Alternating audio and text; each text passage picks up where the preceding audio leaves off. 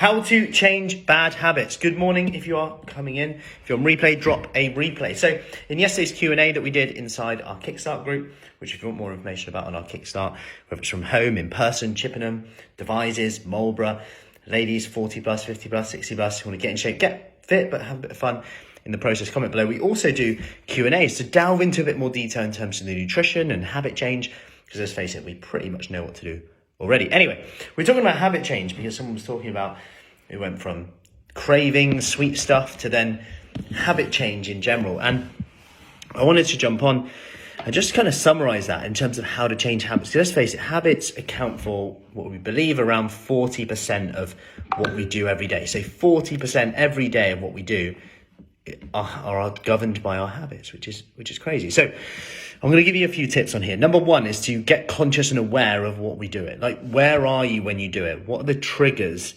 when you do it? Because when we understand where we are, what we're doing at the time of the habit, we can start to understand the triggers better.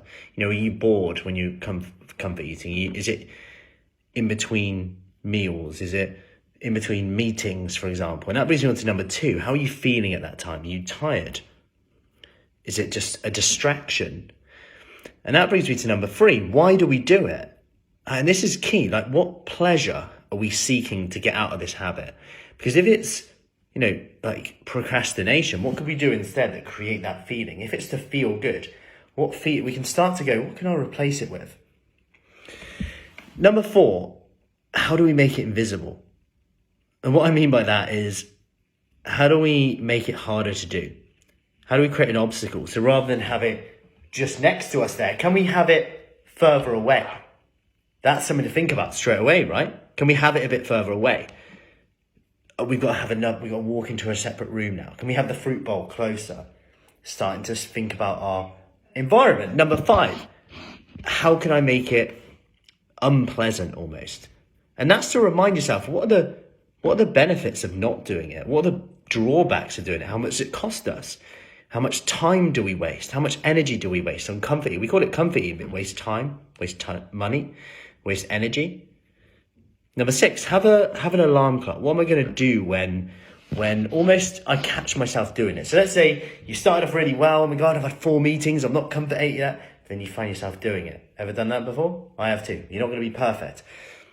What can you do when you catch yourself? What can you do at that time? Is it looking at a picture, for example? Maybe there's a picture of you that I know this sounds really negative, but don't like. I'm just giving feedback from people that we speak to every day. And someone says, you know what motivates me most? Seeing a picture of myself, because I don't like it.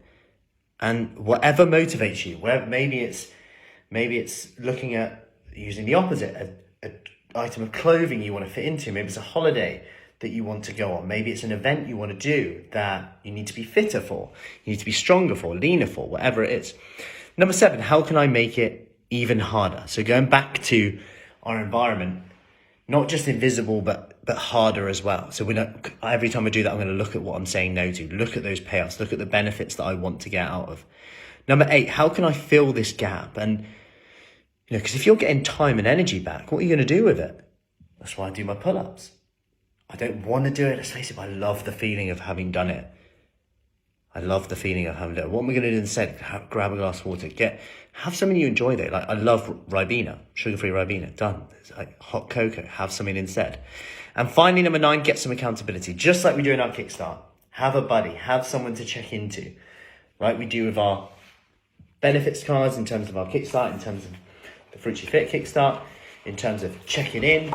What worked, what didn't work, have that accountability in place as well. Tell a friend, tell Facebook, tell Instagram, whatever it is. So I hope that helps. Any questions, let me know. And I'll see you soon. Take care.